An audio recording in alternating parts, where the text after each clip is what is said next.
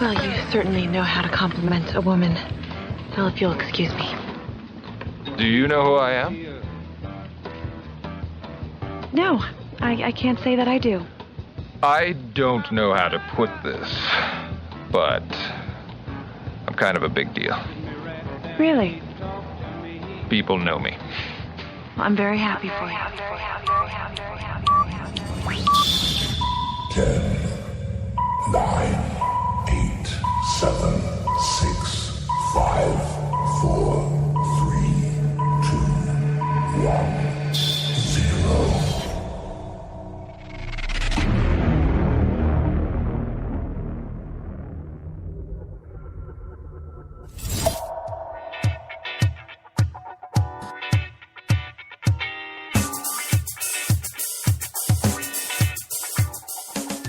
Kizzi's Friday Game Changers, taking your business to the next level. Coming up on Kizzi's Friday Game Changers. Focus obviously is crucial, mental strength is crucial, and obviously the experience that you can gain, and the more often that you do it, the better you'll be at making sure those mistakes don't arise. And also, how satisfied you are with the results is only really down to the work and effort that you put in preparation for that result. Hi, this is Ray Zen. Hi, I'm Jamie Martin from Ideal Shopping Direct. I'm Kate Bell, founder of Zip Us In. Hi, my name is Eirik Eide Patterson. I'm a co-founder of Seaborg Technologies. Hi, I'm Katie Farrell, transformation coach, founder of The Catalyst for Life. Hey everybody, I'm David Frangioni, CEO and co-founder of All Access IDA, Inspire and Develop Artists, and you're listening to Kizzi's Friday Game Changer. Check it out. Welcome to Kizzi's Friday Game Changers with your host Kizzi and Quacha, the show for innovators and motivators, people just like you. Kizzi is the publisher of Business Game Changer magazine and the property investor, editor of the successful Women in Business book series and the best-selling Every Entrepreneur's Guide series. Every week, Kizzi and his guests provide you with the tools you need to take your game-changing business to the next level. Listen, learn and innovate. Now meet your host, your mentor and your fellow game changer, Kizzi and Quacha. Hello and welcome to Kizzi's Friday Game Changers. Phil Hanson started racing competitively at the age of 14. And in 2020, just last year, Phil was crowned World Endurance Champion, the youngest driver to achieve this. And he was the youngest ever Brit to win the famed 24 Hours of Le Mans. Now, Philip is the first driver to ever win Le Mans and hold both the World Endurance Champion and the European Le Mans Series titles in the same year. I know, amazing, huh? In just a few minutes, I'll be talking to game changer Phil Hanson to uncover his secrets of success. Don't go away.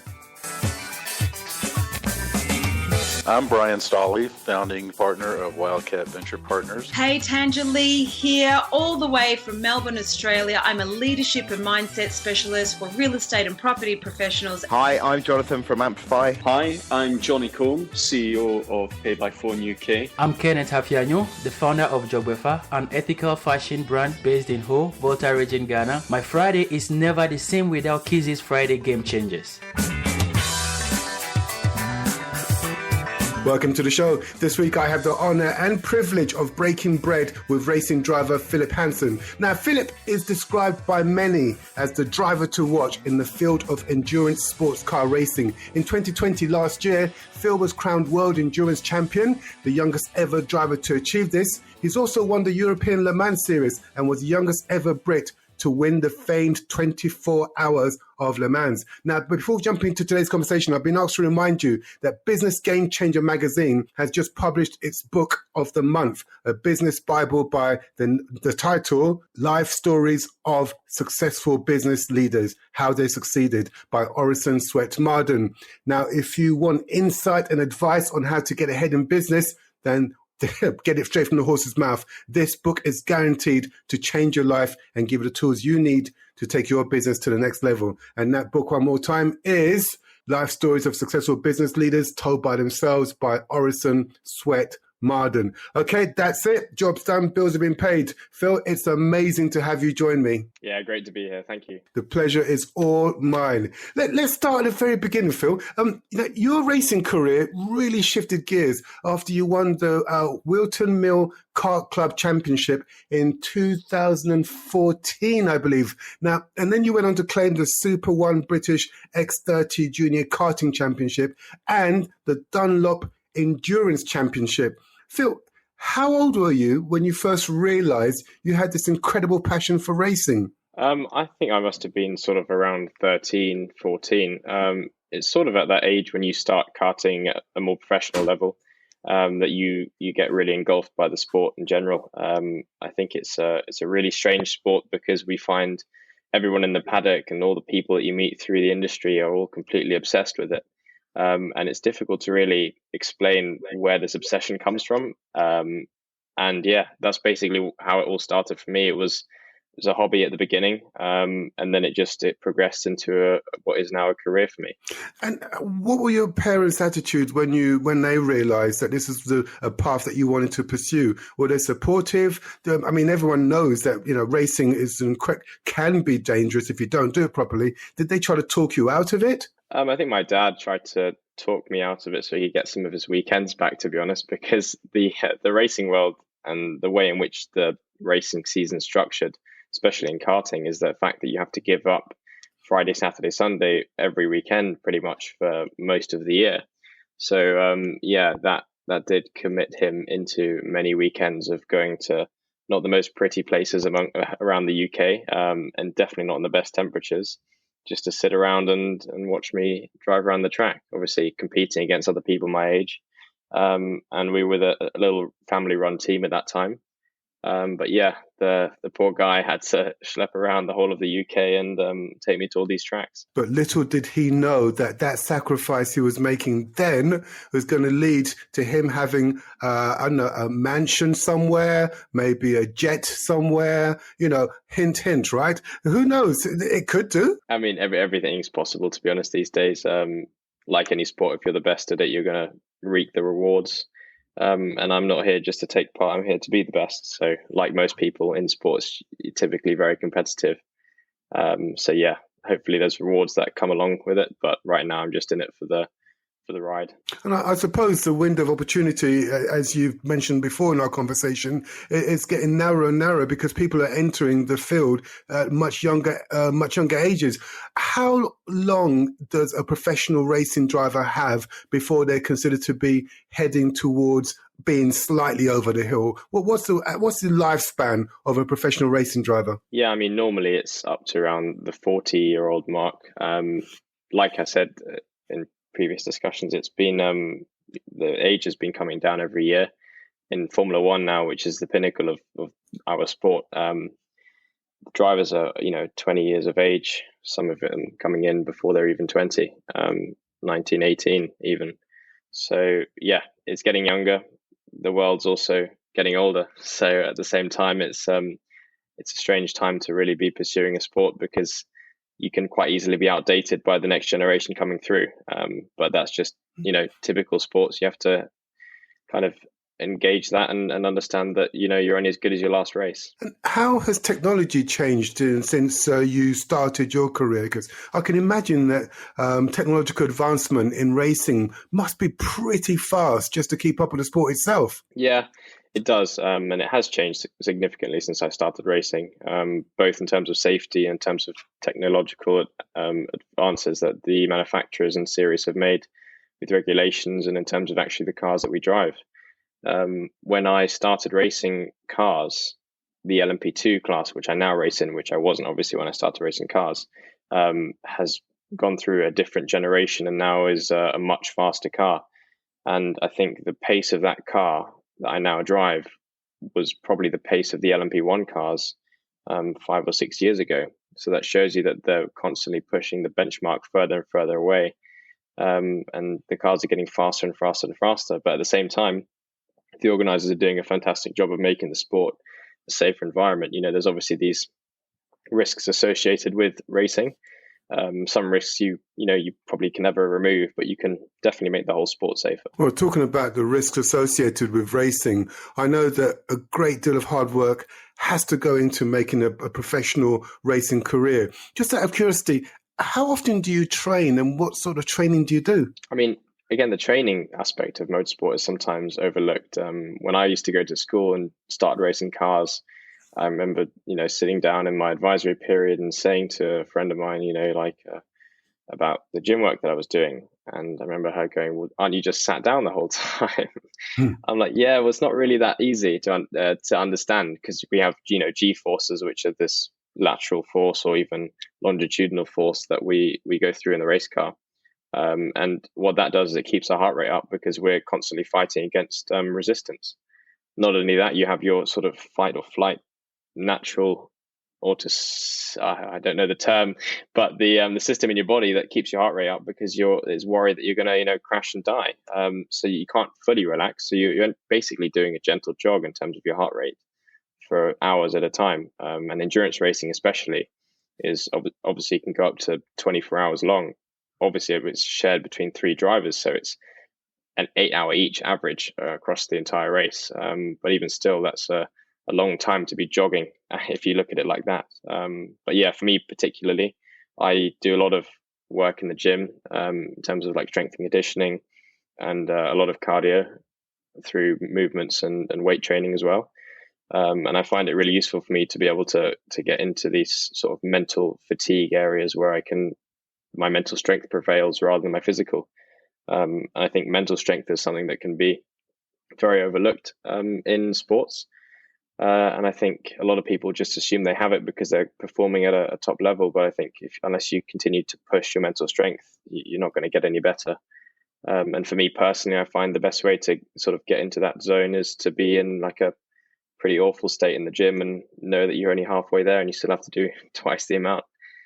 Which isn't maybe the best for everyone, but it works for me. And so far, it's been so good. It's interesting you're talking about mental strength because I know that there's 24-hour Le Mans, for example, 24 hours driving constantly, 355 laps.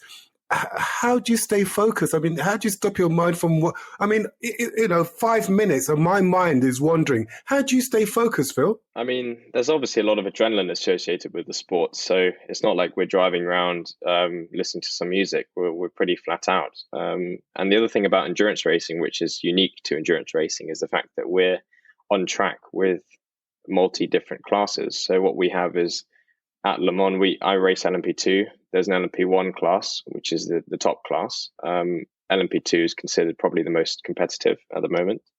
And we also have GT cars, so your Ferraris, your Aston Martins, your Porsches, and they're significantly slower. And you have 2 classes in GT: GT Pro, which is a manufacturer-based program, and GT-Am, which is a Pro-Am lineup. So you have different level of drivers in GT Pro-Am, and you have GT Pro, obviously, which is manufactured and fully professional, and different speed of cars, which means that at Le Mans, there's not going to be a lap where you're not overtaking a single car. So you have these closing speeds, you have a lot of, forward thinking that has to be done to make sure that you're not making mistakes, as well as the adrenaline that keeps you up and keeps you focused. And also, the longer you've been around, the more experience that you have, you understand that the moment your mind does drift away is when the mistakes settle in. And it can be anything from missing an apex to flat spotting a tire or crashing, So the more experience I have in the sport, the better, because it means that I'm able to stay focused. I'm not saying that when I started the sport, I was, my mind was drifting every race, but it does happen and mistakes do happen. That's how we learn. But yeah, endurance racing, although you have such length of periods of time you have to be in the car, at Le Mans especially, we're in the car for up to 3 hours at a time, maybe even up to 4. I think 4 hours in any 6-hour period is the maximum that you can do. But yeah, focus obviously is crucial. Mental strength is crucial. And obviously the experience that you can gain, and the more often that you do it, the better you'll be at making sure those mistakes don't arise. Okay, that's interesting. So during the Le Mans, you're in the car for what, 4 hours at a time? The maximum you can be in the car is for 4 hours in a 6-hour period. We typically do our longest stints. The stint is what we call it, basically the time of your pit window. So you're from one full tank to low fuel. And at Le Mans, because most of the track is a lot of traditional straights where they used to have, part of the track is actually on the road, which is being closed off, and the history behind Le Mans is pretty amazing. Where we're flat out for a lot of the laps. So our 75-litre fuel tank lasts only 39-40 minutes. And we typically do a triple stint at least, normally quadruple stints, and maybe even 5 stints in a row in the night. And we always do our longer stints at night because when the temperatures are slightly cooler, everything just works easier. The tire management's easier. The driver just feels more comfortable. There's a bit more downforce because the air's cooler. Engines run sweeter. And for some reason, that's when we do our longer stints, also to allow our teammates to get a little bit of rest whilst we're driving. You sound almost as though you prefer nighttime driving to daytime driving. I mean, you have to, because the race can sometimes be won or lost at night. Last year, when we won Le Mans, was really unique because of COVID delayed the whole schedule. Le Mans is normally held in June. Last year it was held in September. So the hours of nighttime was increased by nearly 2 hours. Or maybe it was 2 hours. Need to go back and have a look. But yeah, it was significantly longer driving at night. And it's more difficult because it's not like a racetrack that's fully lit and there's all this infrastructure to light up the whole track. Like I said, most of it's, the streets. So it's really dark.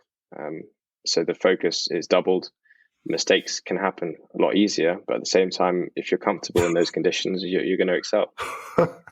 Right. Okay. If you say so, Phil, you just listening to you talk, it terrifies the thought. I mean, my hair is standing on end and I'm bored. I mean, Phil, a couple of years ago, I went to the Sepang, is it the Sepang racing circuit in Malaysia? Yeah, I've been there. Yeah. Yeah, I see. That's what we have in common because I was there too, but I was there on a press trip where they allowed us to take the cars around the circuit a few times just to see what it felt like. I think I was going so slow that my car didn't have a speedometer. It had a calendar in it. All right. When you get to those corners and you have to sort of work out, how exactly to take those corners. Yeah. Yeah. Phil, I stopped the car and I got out and I walked around the corner first. Just to make sure it was safe. Exactly. I thought safety first, right? Yeah, exactly. Oh, well, there goes my racing career. But I guess for me, I was drawn to this incredibly glamorous image that you guys have and your fast lane lifestyle. But I'd imagine that the amount of work that goes into it kind of makes it that's really why you do it. It must be the work. It can't be the rewards, can it? Well, I'm quite into my CrossFit in terms of training, and I quite like now retired CrossFit 5-time champion Matt Fraser, and a lot of the things he says resonates a lot with me. And he talks about in his first 2 years of competition how he finished second twice. He says in his first year he felt like he won second, and the second year he felt like he lost and got second.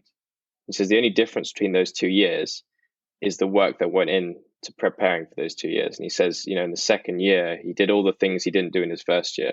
He worked and did all the things that were grueling and he didn't want to do in the first year, and he still finished second. And he says quite often, how satisfied you are with the result is only really down to the work and effort that you put in preparation for that result. And I think that's really true, especially in our sport, where a lot of the work that goes in, it is very much a team sport, happen back at the workshop, which my team that I race for, United Autosports, they're based in Yorkshire. And these guys, they work incredibly long hours preparing the cars and going through data and trying to find all these marginal gains so we can be faster on track and hopefully win races. But if we did no preparation and won Le Mans, it wouldn't be nearly as satisfying as it being my fourth Le Mans. We've had a DNF one time when we were going to be on a podium.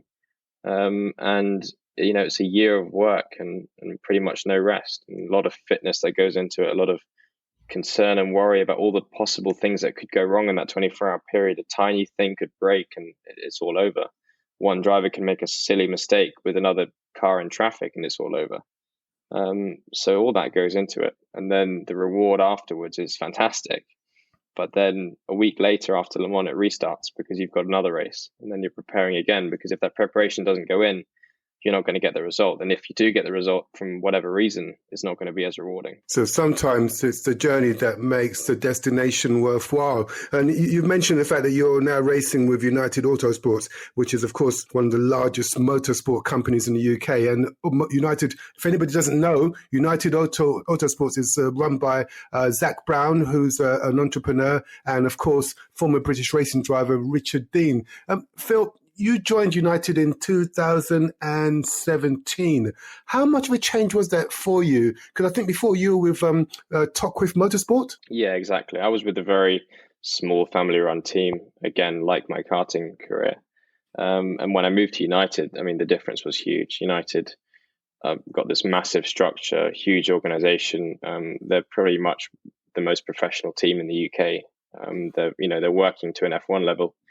A lot of their engineers have come from Formula One and have done their time and across the different categories in sports cars and across everything. And it's funny because it's based in Yorkshire, so you've got all your Yorkshire tea bags flying around the racetrack when you finished the race, because they're very much down to earth group who have a fantastic balance of work and play, and they understand that everyone has to enjoy it. Otherwise, what's the point?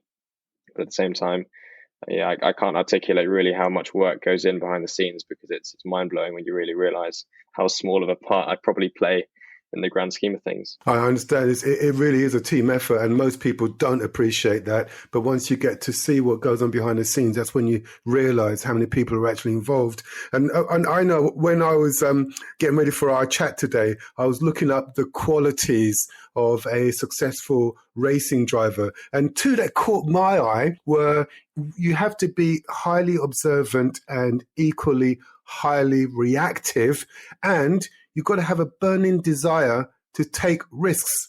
Phil, you sound so relaxed. Are you a risk taker? Yeah, I am, definitely. I think if you weren't a risk taker, you wouldn't be very fast. You're constantly treading water and trying to figure out what's going to work and what isn't. And when you get your new tire run, it's a massive delta in grip. And it's basically a feeling that you have of where you think the grip will be. So you're entering a corner with an estimation of from your previous experience, the laps that you've done of where the grip is, and then you have split second decisions, on that grip, how much you can load the tire and make the corner. And it's this constant risk reward. I mean, even in life, pretty much that gives you the result. So I think, if you weren't a risk taker, you wouldn't be very good. Wow. I know that the idea of taking risks is something that a lot of our business listeners have in common, but you're taking risks of a totally different type. But I guess it all comes down to mindset. Sometimes you've just got to hope for the best and trust in yourself, really, haven't you? And the people around you. Yeah, there's a bit of that, definitely. If you didn't trust in the people around you, I wouldn't feel that comfortable getting in a car at Le Mans, to be honest. Neither would I, just for the record. But I think we can all relate to that, Phil. Let's hold that thought. We're going to take a quick music break and come back to our conversation in a few minutes. This week's boss star is Annie Kiko. Hope I've said that right. Annie Kiko, the creator of True Voice Global. Now, Annie Kiko is described as a mind-body alignment mentor who works with business owners and entrepreneurs to accelerate their next level or stabilize in their current growth. But when Annie Kiko isn't helping businesses reduce stress and increase transformation, she's in the studio producing some amazing music. Here she is singing Livewire. Have a listen.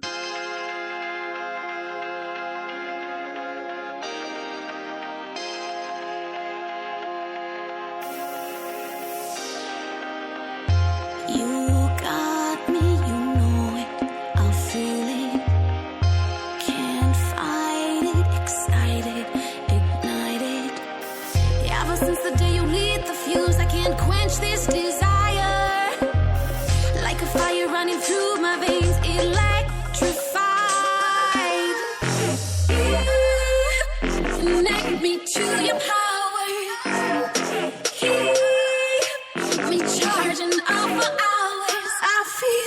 I'm Brian Stolley, founding partner of Wildcat Venture Partners. Hey, Tangerlee here, all the way from Melbourne, Australia. I'm a leadership and mindset specialist for real estate and property professionals. Hi, I'm Jonathan from Amplify. Hi, I'm Johnny Combe, CEO of Paid by Phone UK. I'm Kenneth Hafianyo, the founder of Jogwefa, an ethical fashion brand based in Ho, Volta region, Ghana. My Friday is never the same without Kizzi's Friday Game Changers. Ever since the day you lit the fuse, I can't quench this desire. Like a fire running through my veins, electrified. Connect me to your power. Keep me charging up for hours. I feel I'm a live wire. I'm a live wire. Connect me to your power. Keep me charging up for hours. I feel Get in touch with Kizzi's Friday Game Changers by emailing fridaygamechangers@email.com and follow us on Twitter by searching for Kizzi's Friday Game Changers. I'm a live wire. I'm a live wire. I'm a live wire. Ooh. I'm a live wire. I'm a live wire. I'm a live wire. Ooh. Connect me to your power. Keep me charging up for hours. I feel I'm a live wire. I'm a live wire. I'm Rupert Rickson, founder of Perspective Pictures, and I've been trying to change the game for 8,760 days. That's why I listen to Kizzi's Friday Game Changer. I'm a live wire. Kizzi's Friday Game Changers Elevator Pitch of the Week. Please stand back from the closing doors. Please select a level. Going up. Hi there, I'm Elise Collette, the co-founder and CEO of FRDM, a sustainable online fashion startup based out of Melbourne, Australia. At Freedom, we are on a mission to make fast fashion sustainable. We are a subscription-based online store that allows members to borrow a selection of clothing from our online shop for a simple monthly fee. Our unique point of difference is that we aim to be fully circular, so all of our collections are broken down and made into new seasonal pieces. Top floor. Good luck.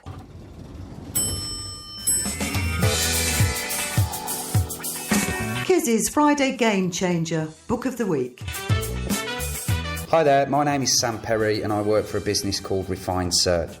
I recruit finance and shared service professionals across the whole of the UK.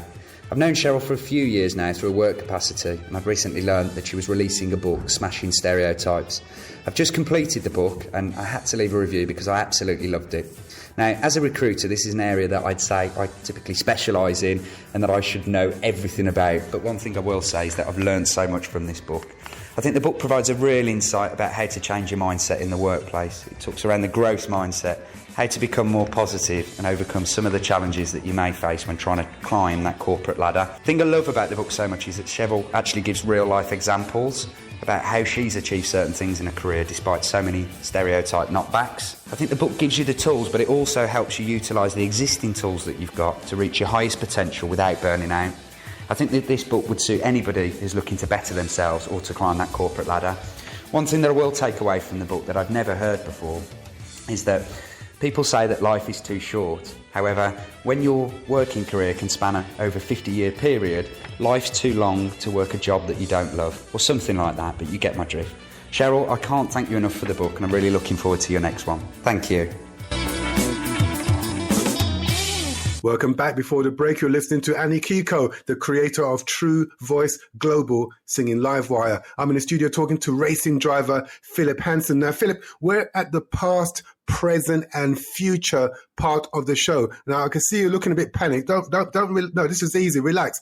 What it means is that I'm going to ask you 3 questions about your business past, your present, and your future. And if we get this right, The answers will give us a unique insight into the mind of game changer Phil Hanson. Are you game? Yeah, definitely. Okay. You now sound terrified. You okay? Yeah, I'm fine. Yeah. Okay. Do you want a massage, or do you want a sandwich or something? A cup of, I don't know, tea or something, just to, chill out and relax for a while? I thought I sounded really relaxed at the start, and now I'm panicked. Honestly, you do. You sound really laid back. And this is going to be the best part of the show. Best part is called the past, present, and future. Let's see now. You've got to imagine you can hear a clock ticking in the background. That's the sound of time passing by second after second. Imagine yourself traveling back in time to meet the young Phil Hanson, just starting out on his game-changing sports journey. Now, Philip asks you for one quality that's helped you in your racing career. What would you tell him? I love these sort of questions, to be honest. It's not easy. There's so many qualities that you really want. I'd probably go with something along the lines of determination. That the work that you put in will pay off. Something along those lines. I would say, definitely, if you're willing enough to sacrifice to reach a certain goal and win Le Mans eventually and win a few world championships along the way, then you're going to get a reward in the end. I like that. That's really good. So really, it's not just about having skill or a bit natural ability. From what you're saying, it sounds like hard work is the big deciding factor. Yeah, but that was on the assumption that I had some sort of skill at the start as well. I wasn't just talking to some sort of Phil Hanson that had lost all of his ability to drive a go-kart fast. No, but a Phil Hanson that maybe thought it was a lot easier at the time. Not that I did, but as a kid, you just assume that, if I win loads of races, I'm just going to make my way to Formula One. But quite often it's a lot more political and unseen that you don't really understand at a young age. But if you want to put the work in, then anything's possible. I think the truth is, for many of us, if we really, really knew how difficult something was going to be before we started it, we probably wouldn't start. So sometimes it's best not to know, really, isn't it? Yeah, exactly. Okay, very wise. Okay, that's the past. In the present, who inspires you when you think of role models and someone you'd like to be like in the future?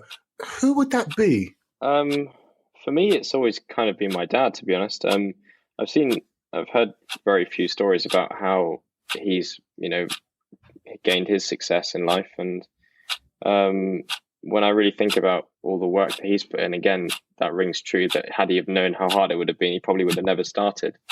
But yeah, it's a really good role model to have in my life because I can sort of embody that idea that if you really commit yourself to something, anything can happen. But it's not a fun process for a lot of it, to be honest. But I think that he embodies that quite well. Wow. You know what? I think that's got to be the best answer this year. Somebody asked me this question and I said Batman, but you Batman's up there too, don't get me wrong. Well, I think you've outshone me completely. Okay, your dad. I like that. That's a really, really good answer. I'm wondering then, if you could have one ability, one superpower, what would you have, Phil? I know the answer to this one, and it's not going to be like flying. Although I wanted to fly when I was really young, it would be to control time. I feel like time is the most valuable thing in the world. I would have loved to have like 10 lives and do 10 different things with my life. I feel like I am doing what is the most important to me at this time in my life, racing and trying to make a long-lasting career in motorsport because it's what brings me the most joy at the end of the day. But yeah, if I had more time or could control time, that would be fantastic. Not only for the racing, obviously, being able to just get out of my car and push it a bit 10 meters down the road and suddenly I'm a lot faster. But in the sense that I could, do more with my life that I might not be able to have the opportunity to when pursuing such a strenuous career. There's a lot of things that I see, obviously you're very influenced these days with social media and having all this access to all the information. And there's a lot of things that I look back and think, I'd love to have done that as well. Isn't it weird? When we were kids, we thought that wealth was all about having a nice car, a PlayStation, a nice house. But the older we get, the more we realise that the true wealth, the most valuable thing we have is time, because that's the one thing you can't get any more of. And if you waste it, it's gone forever, isn't it? Yeah, absolutely. Yeah, I completely agree. All right, that's good. So, yeah, time, having more time, being able to make better use of time. Let's move into the future.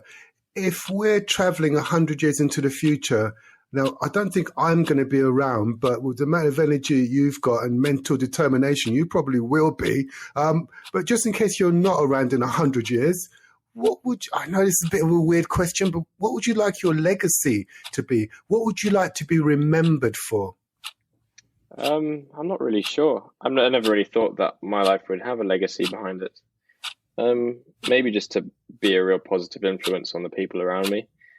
I value friendship quite high, and I'm lucky to have some really close friends near me, and just to hope that, across the next 20, 30, 40, 50, 60 years, however long I live, that I've also shared a positive influence on them and impacted their lives as much as they've helped mine. Do you think that your story will inspire other people who come from relatively normal backgrounds? They weren't born into royalty, but they think, well, maybe if Phil was able to achieve such a level of success, perhaps I could have a go at doing it as well. Yeah, I think anything's possible, to be honest. I think if you're talented enough and want to commit yourself, then, you can do it. I think motorsport, there's a lot of barriers to entering motorsport financially, and the fact that there is a lot of commitment that needs to be done, and the fact that the sport is changing year on year, and for the better or for the worse, I'm not sure. But yeah, I think if you're talented enough and committed enough, then 100%.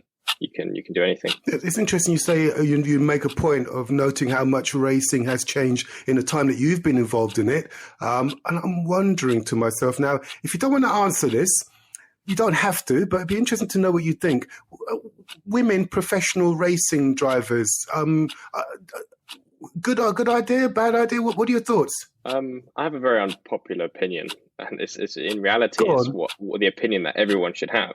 I truly believe everyone should have this opinion, but it's unpopular. I think sports, the world, just should completely operate on merit. I think that, factors like sex, gender, whatever, ethnic backgrounds should never be considered. I think everything should just be based on merit. I think if we lived that way, 90% of the social issues would be resolved.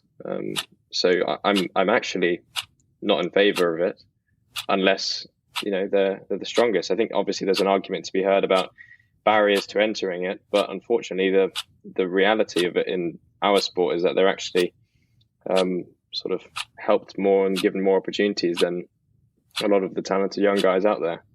And even with those advantages, they haven't seemed yet to really reach the pinnacle of motorsport competitively. And maybe that's a really harsh view to have, but I just believe if you put them all in the same car, and I race against a few women in my sport, and it's a very unpopular opinion to really come out and say that I don't fully believe that they're on merit. I think it's topical nowadays to show the diversity of things, but I wish everything was done on merit, that the best driver was the best driver. The most educated person was the most smartest person, you know what I mean? Whatever you want to look at, I think merit should be the number one factor. Do you know what? Once I'm Prime Minister, I'm going to appoint you our Minister of Sport. Unfortunately, it's an honorary position, so you won't get any money, but you will have the reward of doing a good job, because I agree with you completely. I think that anything that divides us, whether it's on race, religion, gender, anything that divides us should be avoided. And we should just try and focus on things that bring us together, and everything should be an equal playing field for anybody, irrespective of who you are, where you are, what your background is, or your gender or your sex. Yep, exactly. I think it's that simple. I still can't believe people are still struggling to come to a conclusion about the whole issues. Well, we'll form our cabinet, and together we probably won't just change the world. We may well save it. Are you in? Yeah, I'm in. Excellent. That's it. One down, just 7 billion others to change, but we'll make a start. I've got my state manager's given me a note saying you've run over. What's it say? Oh, I thought it said it looks like over time. You've run over lime. I thought it said. I'm sorry. I think we've run over our allotted time, so we're going to have to wrap up our conversation. But I do have time to ask you: is there anybody out there who may be listening to this conversation that you'd like to say hello to, Phil? Yeah, I just want to say hi to some of the fans that I probably haven't been able to see across the last year. There's been restrictions for them to come to the races, and they haven't been able to be there. And I just hope everyone's well, and anyone that's following me is still following me after this interview.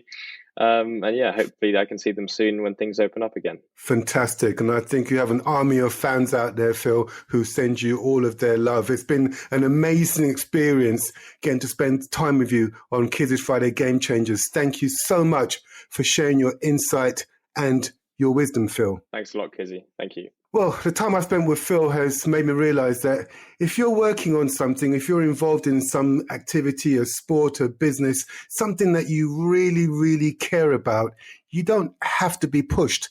The vision pulls you forward. And game changers like Phil Hanson are reminding us that Henry Ford was right all those years ago when he said, whether you think you can or think you can't, you're right. Listen, learn, and innovate. Playing us out is Annie Kiko, the creator of True Voice Global, and this incredible track's called Light Years. See you next week.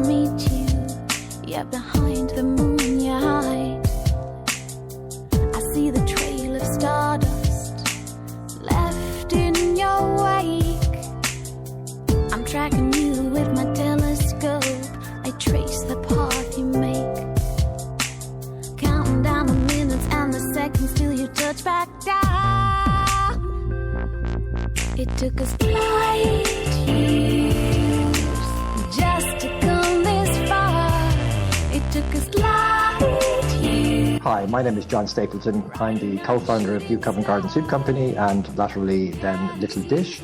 My Friday wouldn't be complete without Kizzi's Friday Game Changer. It took us light years.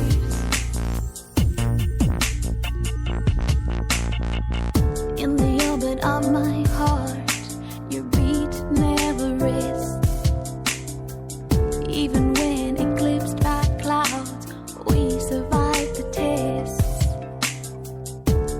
Faith in each other keeps our fears at bay.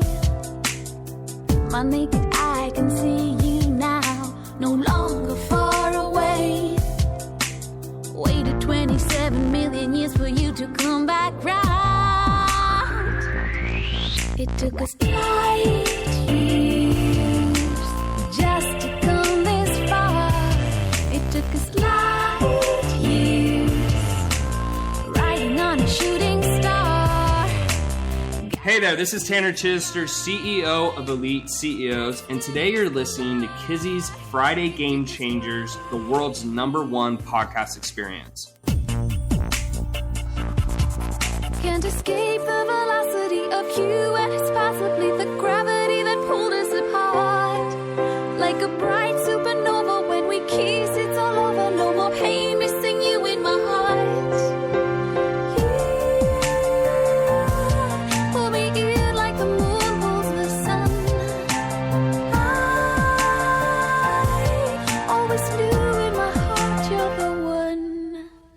Light years just to come this far.